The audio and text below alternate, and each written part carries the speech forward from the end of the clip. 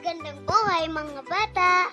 Tara, samahan ninyo akong matuto kasama si Teacher Aika, your online teacher. Please don't forget to subscribe, like, share, and hit the notification bell for more videos. Thank you! Matatag Curriculum, English Grade 4, Quarter 3, Lesson 6. Our topic for today is about process description, and our focus is time order procedural. This is Teacher Aika, your online teacher. Let's start! Learning competencies and objectives. Comprehend informational text. Number 1, note important information through outlining, like topic, main idea, supporting details. Inductive organization or pyramid. Number 2, glean the writer's purpose. To recount, to entertain, to inform, explain, and describe. Identify text types according to the method of development and organizational structure. A. Time order chronology and time order procedural. Draw conclusions and inferences from the text, and last, distinguish fact from opinion or statements of facts, opinions, and fact-based statements of opinion. And last, produce a summary of a given text. Express ideas appropriately for age-appropriate, gender-responsive, culture-sensitive for one's purpose, context, and target audience. And recount or narrate an event or experience or describe a process in relation to a given theme. Contents: understanding informational text, historical narrative, time order chronological, comprehension and noting details, topic, main idea, purpose, supporting details. Determining textual structure and method of development, inductive pyramid. Drawing conclusions and inferences, and summarizing the text. Day 1. Let's have first a short review. The teacher will help learners recall key details about the Battle of Mactan through the following guide questions. And here are the questions. Number 1. Who were the main figures involved in the Battle of Mactan? The answer: the main figures were Lapu-Lapu, the chieftain of Mactan, and Ferdinand Magellan, the Portuguese explorer leading a Spanish expedition. Number 2. On what date did the Battle of Mactan take place? The answer: the battle took place on April 27, 1521. Number 3. Why did Ferdinand Magellan and his men come to Mactan? The answer: Magellan and his men came to the Philippines to help Spain take control of the islands and convert the locals to Christianity. They also wanted to establish Spanish rule. Number 4. How did Lapu-Lapu and his warriors prepare for the battle? The answer: Lapu-Lapu and his warriors prepared by organizing a defense and gathering their weapons, including swords and shields. They were ready to protect their land from the foreign invaders. Number 5. What was the outcome of the Battle of Mactan? The answer: the outcome was a victory for Lapu-Lapu and his warriors. Magellan was killed during the battle, and the Filipinos successfully defended their land.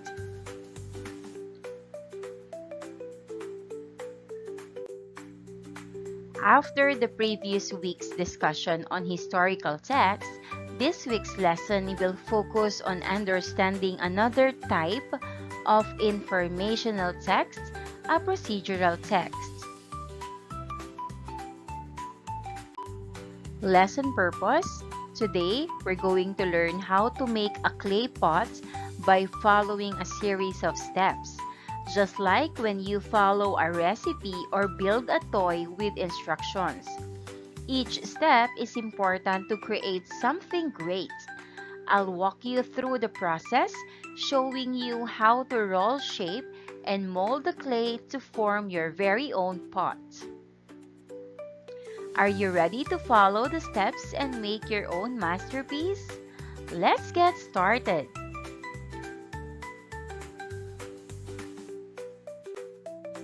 Let's have the worked example.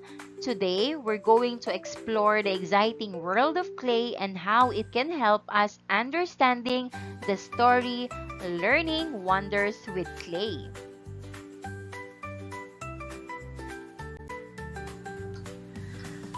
Doing wonders with clay. Make your own clay pot. Honoring an ancient Filipino tradition.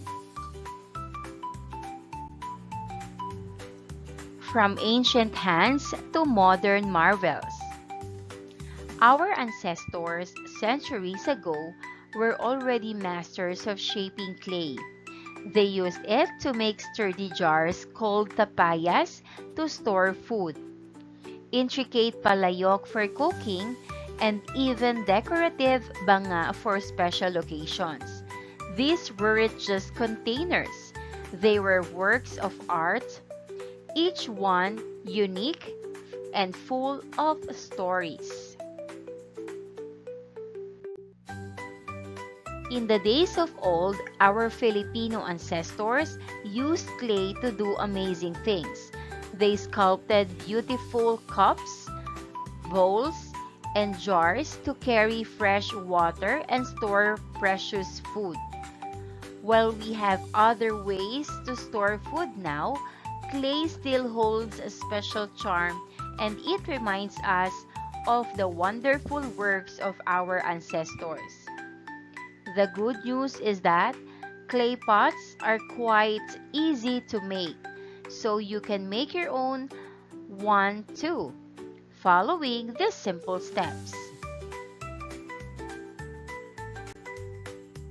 Step 1.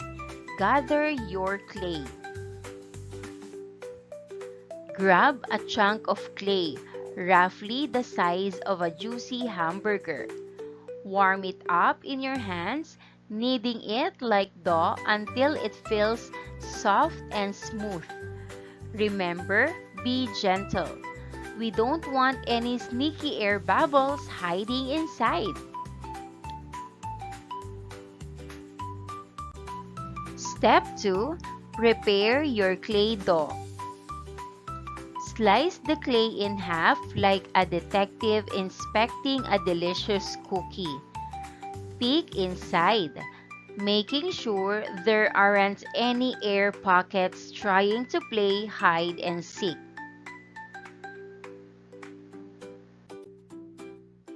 Step 3. Roll, roll, roll. Take a smaller piece of clay dough and transform it into a long, wiggly snake. This will be the foundation of your pot.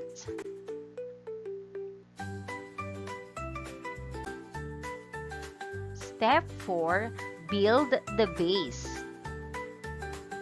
Coil your clay snake, layer by layer, like a tiny snail building its shell. This will become the bottom of your masterpiece.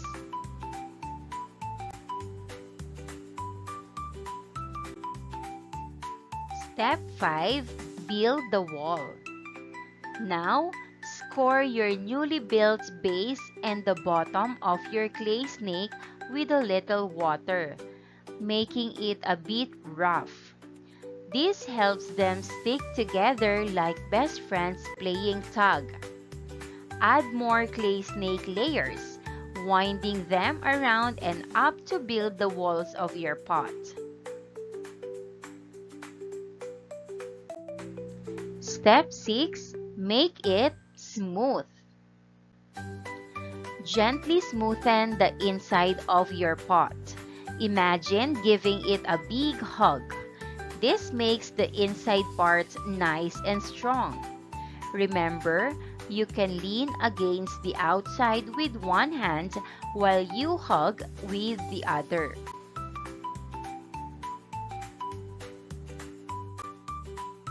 Step 7.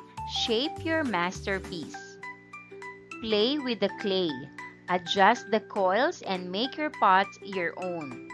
If it feels a bit stiff, just add a tiny sprinkle of water to help the coils stick together. Step 8.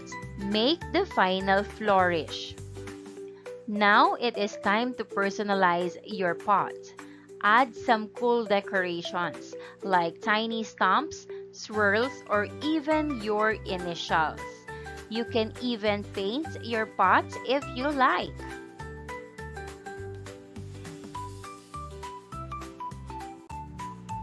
Step 9. Do the grand finale. Depending on the type of clay you used, let your pot air dry like a superhero catching some rays. Bake it in an oven. Make sure it's safe. Or take it to a special furnace called a kiln to really toughen it up.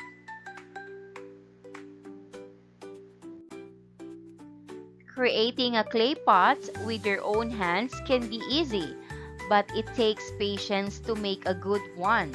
Nevertheless, enjoy making and learning one of the wonderful works and culture of our Filipino ancestors that are worth keeping and honoring.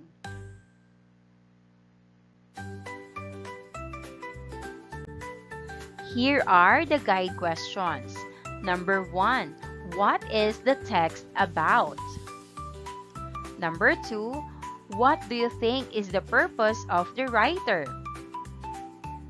Number 3. What specific details are shared by the writer about the topic? And number 4. How are details organized?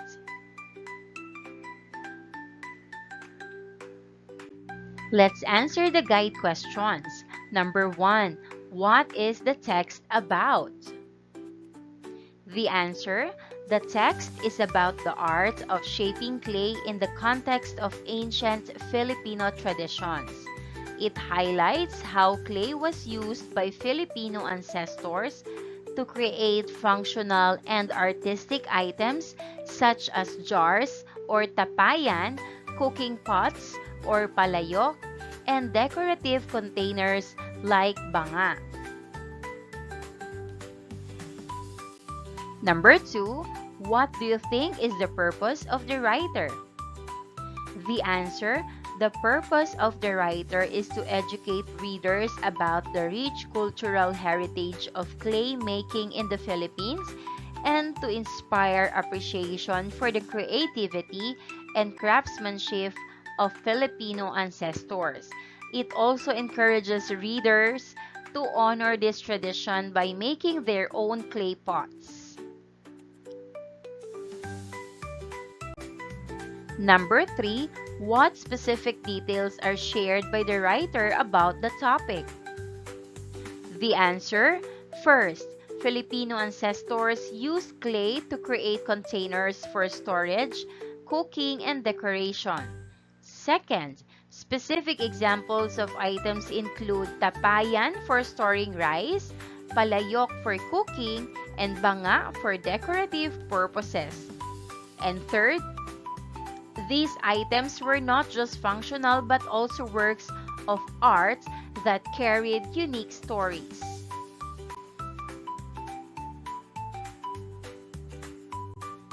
Number 4, how are the details organized?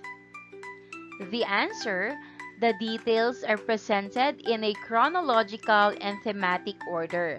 The text begins by mentioning the ancient practices of shaping clay, provides examples of clay items, and ends by emphasizing their artistic and cultural significance. This organization helps the reader understand the historical context and appreciate the craftsmanship behind the tradition. What is a process description in time order? A process description in time order or procedural format explains steps in a sequence. It guides the reader on how to do something from start to finish.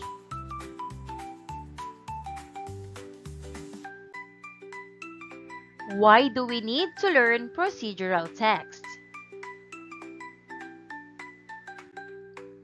Learning how to read and write procedural text are important because, first, they help us complete tasks accurately and efficiently. Second, they ensure safety by providing clear instructions, examples, in experiments or in science experiments and in cooking. Third, they are used in many aspects of daily life and future careers. And fourth, they improve our ability to communicate instructions clearly to others. Day 2. Directions. Read each question and circle the letter that corresponds to your answer. Number 1. Why did our Filipino ancestors use clay before modern containers and refrigerators? A. Building houses. B. Sculpting toys. C. Storing food and water. Or D. Making furniture. The answer is letter C. Storing food and water. Number 2, why is it important to gently knead the clay in step 1? A. To warm it up. B. To make it smooth. C. To remove air bubbles. Or D. To add color. The answer is letter C. To remove air bubbles. Number 3, what does the author compare building the base of the pot in step 4? A. Stacking building blocks. B. Wrapping a present. C. A snail building its shell. Or D. Weaving a basket. The correct answer is letter A. Stacking building blocks.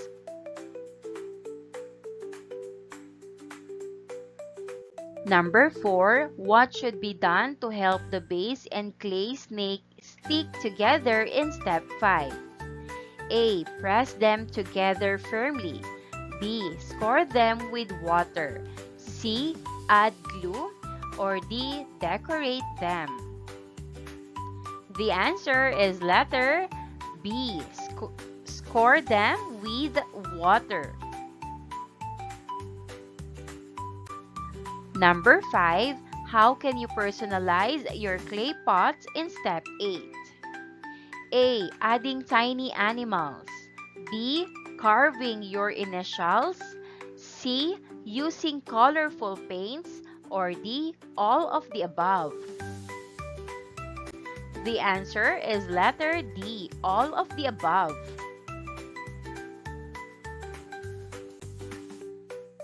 Alright.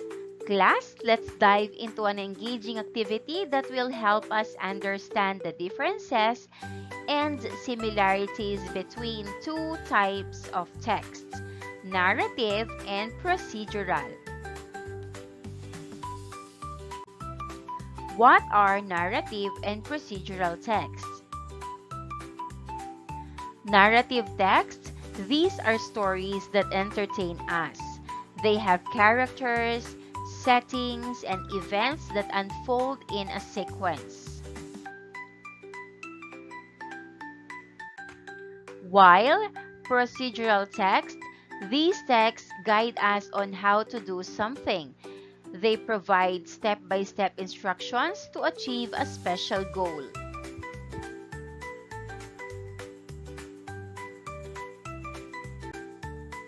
Directions, working now in groups, fill out the diagram below with your answers to guide questions.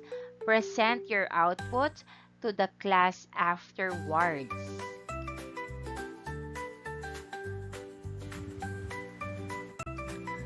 Let's answer the given questions. What is the text about? The text talks about how ancient Filipinos shaped clay to make useful and beautiful items like jars or tapayan, cooking pots or palayok, and decorative containers like banga. What is the writer's purpose?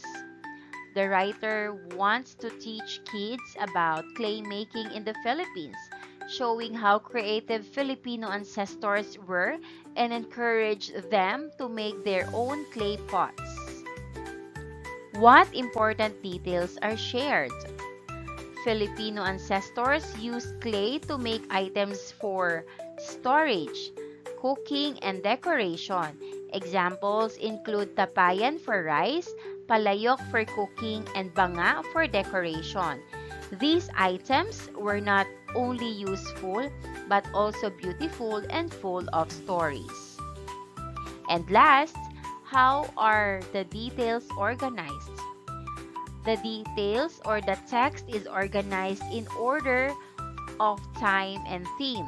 It starts with ancient clay shaping practices, give examples of clay items, and ends by highlighting their artistic and cultural value. This helps reader understand the history and appreciate the craftsmanship.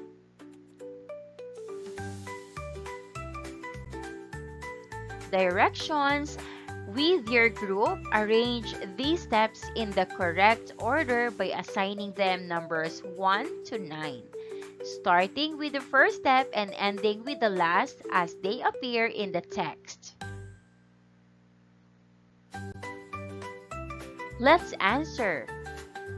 Number 1, gently knead a chunk of clay, making it soft and smooth like dough. Number 2, slice the clay in half and peek inside for any air pockets playing. Number 3, roll a smaller piece of clay until it forms a long, wiggly snake.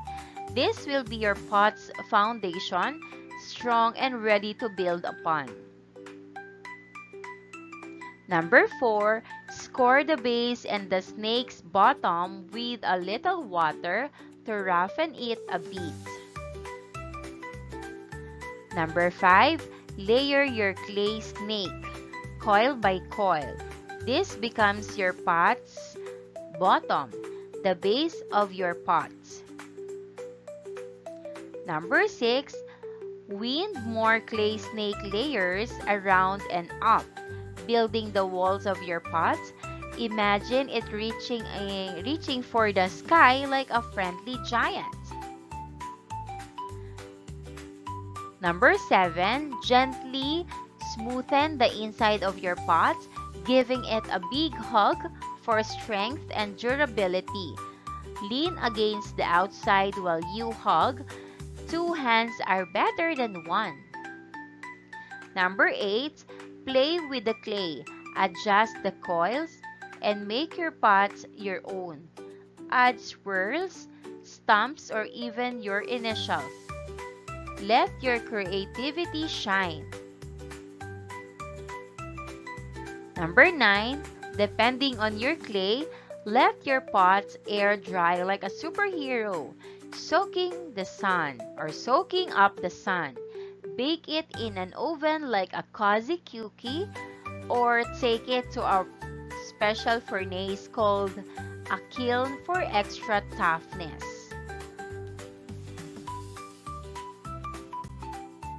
Day 3.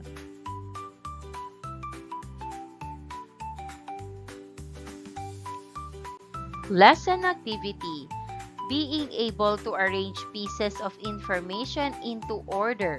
Learners will now create a chronological or procedural organization of details using diagrams.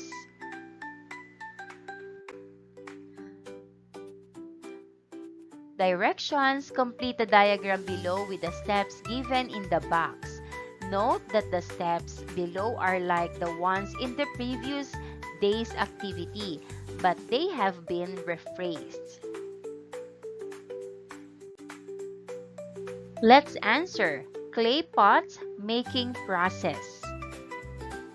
So the answers are D, A, B, E, C, F, G, H, and I.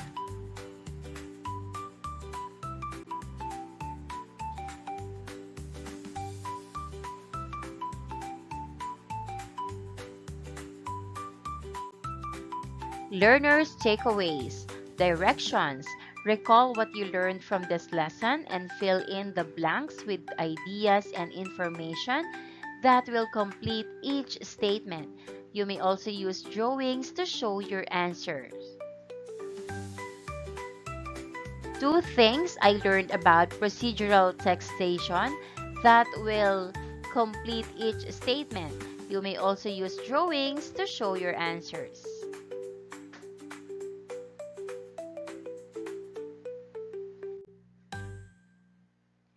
Reflection on learning. Directions. Share your reflection on the things that you learned from this lesson. Fill in the table below with the ideas that will complete each statement.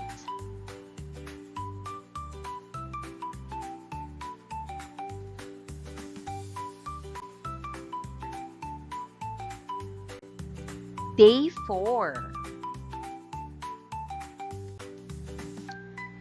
The learners will demonstrate their understanding of procedural texts by writing and illustrating a step-by-step guide on how to make a popular Filipino dessert, halo-halo.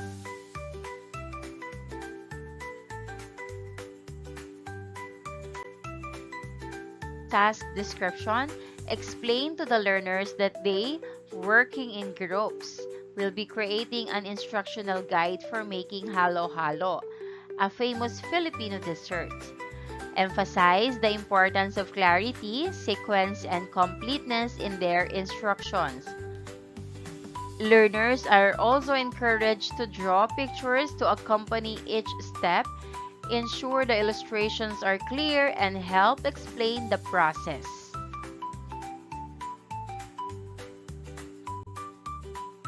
Once students have completed their guides, have them present their work to the class. They should explain each step and show their illustrations.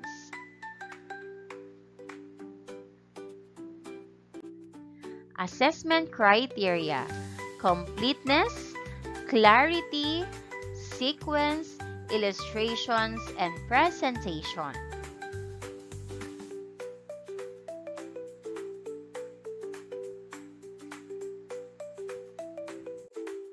And that wraps up today's lesson. If you enjoyed this video and want to see more content like this, don't forget to hit the subscribe button and ring the bell so you never miss an update. Thanks for tuning in.